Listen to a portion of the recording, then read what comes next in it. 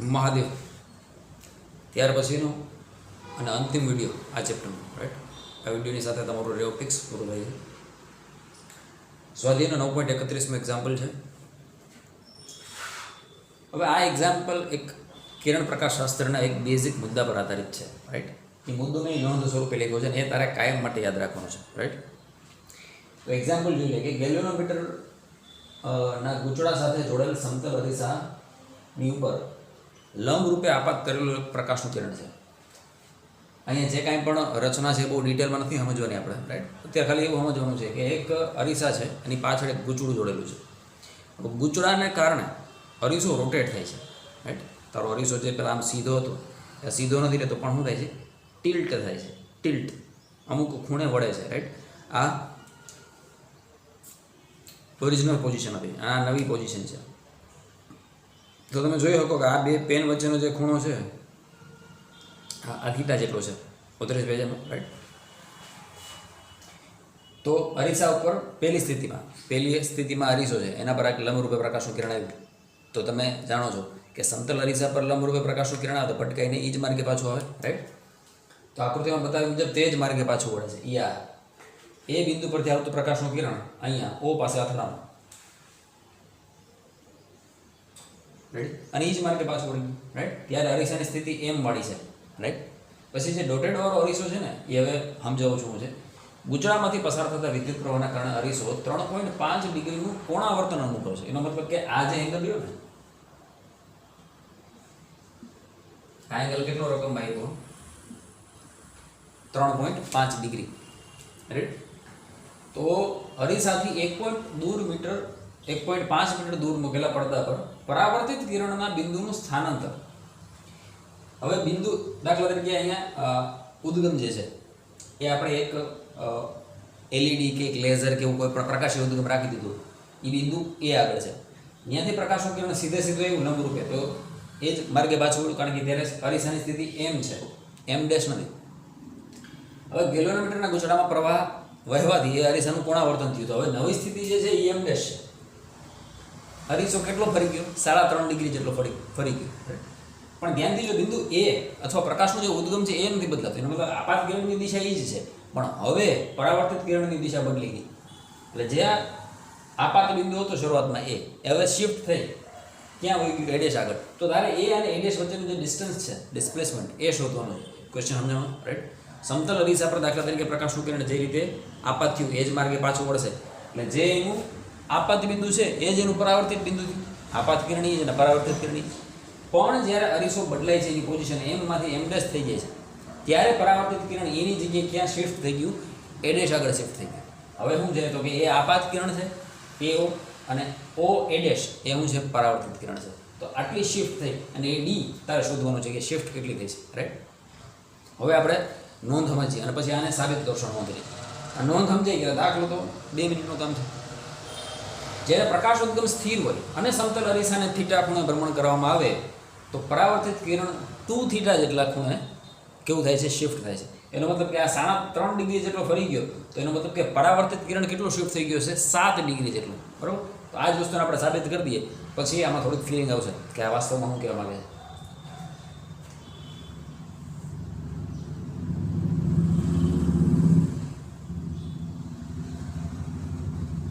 આ એક સમતલ અરીસો મેં લીધો છે, રાઈટ. એને નામ આપી દીધું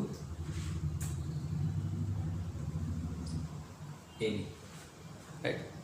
હવે અહીંયા એક સરસ મજાનો તારો લીધો, તારા જેવો અને જગારા મારતો. હવે તારાનું લોકેશન ફિક્સ છે, એના પરથી એક પ્રકાશનું કિરણ આપણે આ રીતે લીધું.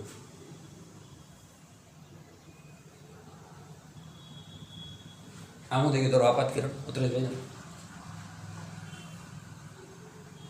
આમ થઈ જાય પરાવર્તિત કિરણ. કેમ? તો કે તમે નિયમ જાણો છો. શું છે નિયમ? જેટલો હોય આપાત કોણ એટલો જ હોય પરાવર્તિત કોણ, રાઈટ. તો આ ખૂણો ધારો કેટલો થઈ ગયો? આ. અને આ ખૂણો કેટલો થઈ ગયો? તો કે આ.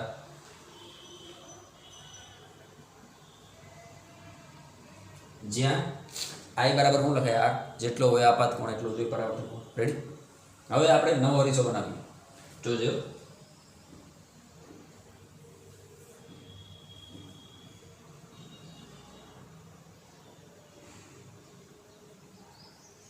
એ નવો અરીસો જે મેં બનાવ્યો છે એના નામ આપી દઈએ આપણે એ ડેશ બી ડેશ.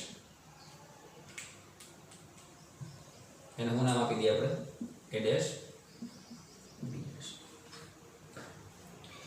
જોયું છે તારો ન્યાનો ન્યા જ છે. એનો મતલબ કે પ્રકાશિત કિરણ જે છે આપાત કિરણ એનું સ્થાન ન બદલાય. આપણે ખાલી અરીસાને ફેરવું. કેટલો? તો કે અહીંયા જો આ થીટા જેટલો ફેરવું. બરાબર. હવે એક વસ્તુ યાદ રાખ, આ જ આકૃતિમાં તને સમજાય. એટલે આ એ બી સ્થાન હતું અને આ N1 છે. જો હું એ બીને થીટા ખૂણે ટિલ્ટ કરું તો તને ખબર છે બેટા આ જે લંબ રહ્યો એ પણ એટલા જ ખૂણે શિફ્ટ થાય કે નહીં? મારે બે જાત છે પણ તું તો સમજી શકીશ ને. દાખલા તરીકે આ જૂનું સ્થાન હતું આવું, બરાબર.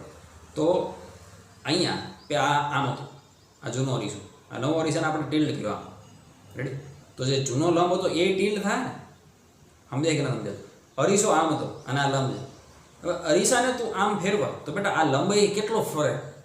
તો કે પહેલાં જે લંબ અહીંયા હતો એ લંબ અહીંયા આવી ગયો ઉત્તરે ભેજામાં. તો આ બે વચ્ચે જે એંગલ છે થીટા, એ જ એંગલ આ બે વચ્ચે હોય ને થીટા. સમજાય કે ના સમજાતું? પ્રેક્ટિકલી સમજવાનો પ્રયત્ન કરો તો ખ્યાલ આવશે તને. આ આમ છે, હવે આ આમ શિફ્ટ થયું તો અહીંયા જે એંગલ થીટા થયું એ જ એંગલ અહીંયા થાય ને બેટા. સમજાણું કે ન સમજાણું? એનો મતલબ કે તારો લંબ પણ રોટેટ થાય. અને કેટલો રોટેટ થાય?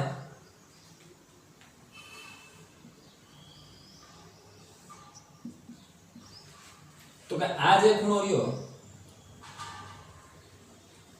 એ થીટા થયો. રાઈટ? લગભગ સમજાઈ ગયું છે કે અરીસાને આપણે થીટા જેટલો શિફ્ટ કરીએ તો એનો લંબ પણ સ્વાભાવિક છે કેટલો શિફ્ટ થઈ ગયો? થીટા. કારણ કે બેટા અરીસાને તો લંબ કેવો હોય? 90 ના ખૂણે, કાટખૂણે જ રહેવાનો. આ તો તું ગમે એમ રાખ, એ તો કાટખૂણે જ બનવાનો. આનું લોકેશન આમ હોય, આમ હોય, આમ હોય, ગમે એમ બેટા. આપણે આ બી નોખા થોડા પડે. હે? 90 ના ખૂણે જ. સારું, હાલો હવે આમાં આપણે નામ આપીએ તને સમજવું હેરું પડશે. આ પ્રકાશનું કિરણ હતું I1, આ હતું R1. આપાત કિરણ I1, પરાવર્તિત કિરણ R1.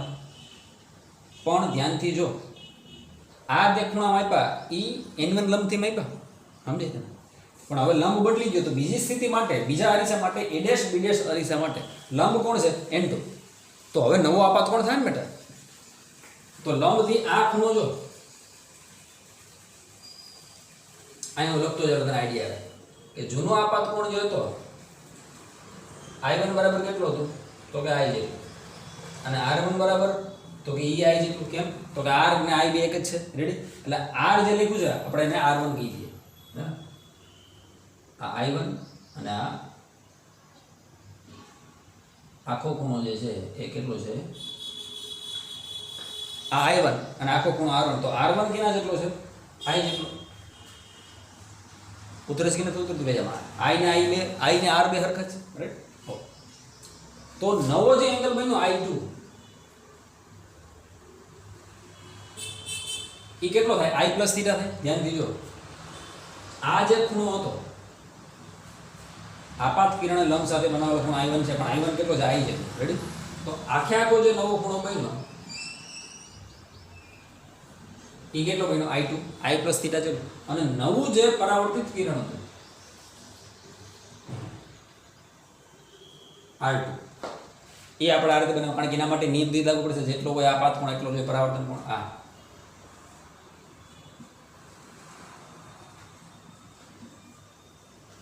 રેડી? તો જો આ I પ્લસ થીટા હે તો આ આખું કેટલું થાય? I plus theta.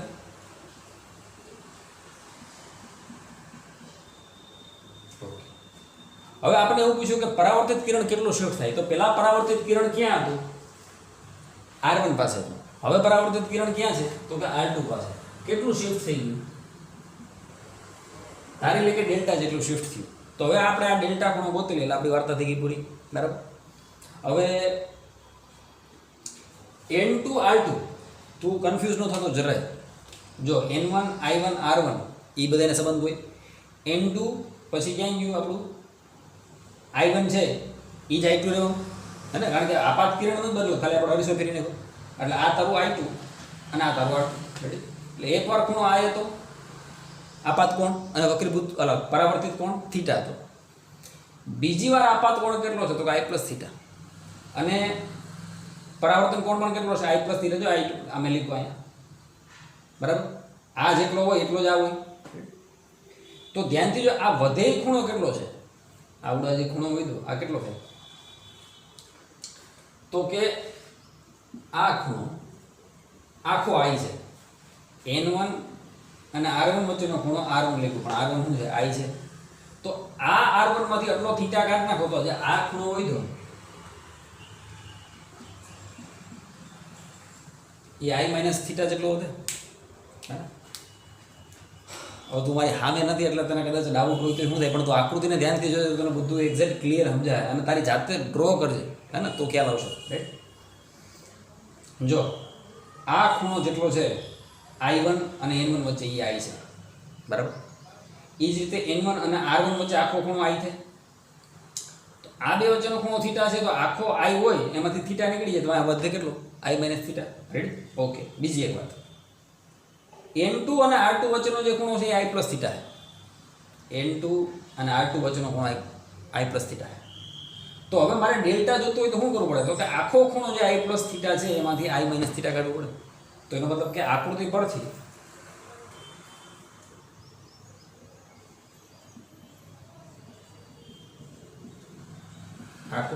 Delta is equal to i plus theta minus i minus theta. Ready. હવે સાદું રૂપ આપી દો તો શું થાય, delta is equal to i plus theta minus i, minus minus શું થઈ ગયું, પ્લસ. હવે ધ્યાનથી જો i દેવ થઈ ગયા તો ડેલ્ટા કેટલું કેટલું, તો કે 2 થીટા છે. ડેલ્ટા આપણને કેટલું મળ્યું, 2 થીટા જેટલું મળ્યું. 32 પેજમાં. રાઈટ. તો આપણે જે વસ્તુ નોંધ તરીકે લીધી તેને સાબિત કરી દીધી કે જ્યારે પ્રકાશ ઉદ્ગમ સ્થિર હોય, તારોની જગ્યાએ છે, ખાલી આપણે અરીસાને ટિલ્ડ કરી દીધો. રાઈટ. અને સમતલ અરીસાને થીટા ખૂણે ભ્રમણ કરવામાં આવે તો પરાવર્તિત કિરણ 2 થીટા ખૂણા શું થાય છે, પરિભ્રમણ પામે છે. રાઈટ. ઓકે. ફરીથી આપણે આને પહેલાં થીટા ફેરવો અરીસાને, એટલે લંબ કેટલો શિફ્ટ થઈ ગયો, થીટા જેટલો. રાઈટ. પછી શું કીધું, તો કે આપણો i1 જે છે એ i જેટલો છે અને r1 એ કેના જેટલો છે, i, કારણ કે જેટલો હોય આપાત એટલો જ પરાવર્તિત. રાઈટ. ઓકે. અરે થીટાને પરફેક્ટ સમજો તું n1 i1 r1 અને n2 i1 r2 આને ધ્યાનમાં રાખજો, તમને બધા એકમાં સમજાય. i1 અને i2 બે એક જ છે. કેમ, કારણ કે આપાત કિરણ તો બદલાતું નથી ને, આપાત કિરણ તો એકનું એક જ છે. પરાવર્તિત કિરણ જો બે નોખા મળ્યા r1 અને r2. રેડી. ઓકે. એટલે પહેલી વાર ખૂણો i હતો તો આપાત કોણ લંબ થીટા જેટલો ફરી ગયો, તો આપાત કોણ થીટા જેટલો વધી ગયો. બીજી વાર આપાત કોણ i પ્લસ થીટા, તો પરાવર્તિત કોણ કેટલો, i પ્લસ થીટા. જો આખો આ બે ખૂણા જો અને આ બે ખૂણા જો. રેડી. પછી એમ આપણે કીધું કે જે શિફ્ટ છે એ ડેલ્ટા જેટલી શિફ્ટ છે બે પરાવર્તિત વચ્ચે. રાઈટ. આખો ખૂણો i પ્લસ થીટા છે, તો આ એમાંથી આપણે બાદ કરી દઈએ તો આપણને શિફ્ટ મળી જાય. તો આપણે જોયું કે આખે આખો આ જે ખૂણો છે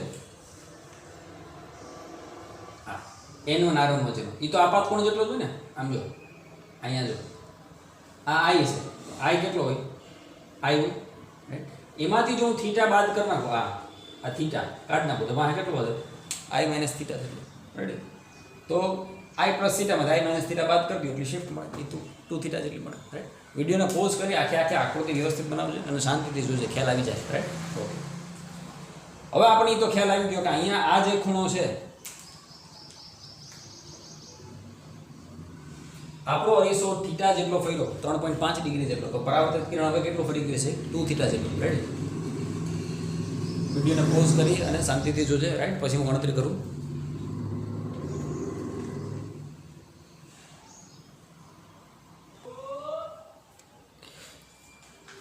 હવે આપણને એ ખ્યાલ છે કે જ્યારે આપણો અરીસો થીટા ખૂણે એટલે કે 3.5 ડિગ્રી ફરી ગયો તો આપણું પરાવર્તિત કિરણ હતું એનાથી બમણા ખૂણે ફરી જાય, મતલબ આ ખૂણો કેટલો થઈ જાય, tan 2 થીટા જેટલું. હવે tan 2 થીટા, થીટા કેટલું છે 3.5 ડિગ્રી, તો 2 થીટા કેટલું થાય 7 ડિગ્રી. રેડી. તો હવે આપણે અંતર શોધવાનું છે તો મળી જાય ત્રિકોણમિતિ પરથી. કઈ રીતે, તો કે સામેની બાજુ જોઈએ છે, પાસેની બાજુ ખબર છે અને tan નું મૂલ્ય હાજર છે, તો tan મારી દઈએ તો શું થાય, તો કે tan 2 થીટા બરાબર સામેની બાજુ કોણ છે, તો કે d, એના છેદમાં પાસેની બાજુ કોણ છે, તો કે 1.5. પણ આપણને ખબર છે 2 થીટાનું મૂલ્ય કેટલું છે, તો કે 2 ગુણાકારમાં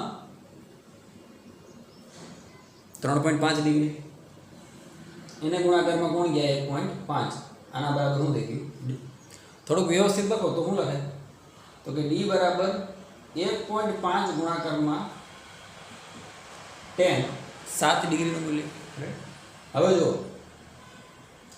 તમારી પાસે આ tan 7 નું મૂલ્ય તમે તમારા ટેબલમાંથી મેળવી શકશો લગભગ 12.28 જેવું થાય છે. તો 1.5 ગુણાકારમાં 0.1228. So the answer is 0.184 metre અથવા સેન્ટીમીટરમાં પાછળ ચોપડીમાં આન્સર સેન્ટીમીટરમાં આપ્યો છે તો સેન્ટીમીટરમાં ફેરવો તો ડી બરાબર થાય 18.4 સેન્ટીમીટર. એનો મતલબ કે પરાવર્તિત કિરણ કેટલો શિફ્ટ થઈ ગયું છે એ પાસે તો ત્યાંથી 18.4 સેન્ટીમીટર દૂર વહી ગયું દેશ પાસે, રાઈટ. એટલે ખાલી દાખલો ઠીક છે પણ આપણે કોમ્પિટિટિવ એક્ઝામ માટે જેડબલઈ નીટ માટે દાખલો સારો છે, રાઈટ. એ જ સમજવાનું હતું કે સમતલ અરીસો જો થીટા ખૂણે રોટેટ થઈ જાય તો પરાવર્તિત કિરણ કેટલા ખૂણે રોટેટ થઈ જાય 2 થીટા ખૂણે, રાઈટ. એકવાર ફરીથી વ્યવસ્થિત આકૃતિને જોજે, એક એક ખૂણો પેન્સિલથી વ્યવસ્થિત બનાવજો, રાઈટ. અને તેમ છતાં ડાઉટ હોય તો મારો મેલ એડ્રેસ તમારી પાસે છે એમાં મેલ કરી દેજો, રાઈટ. All the best. અને આ સાથે તમારું રે ઓપ્ટિક્સ પૂરું થાય છે, બરાબર.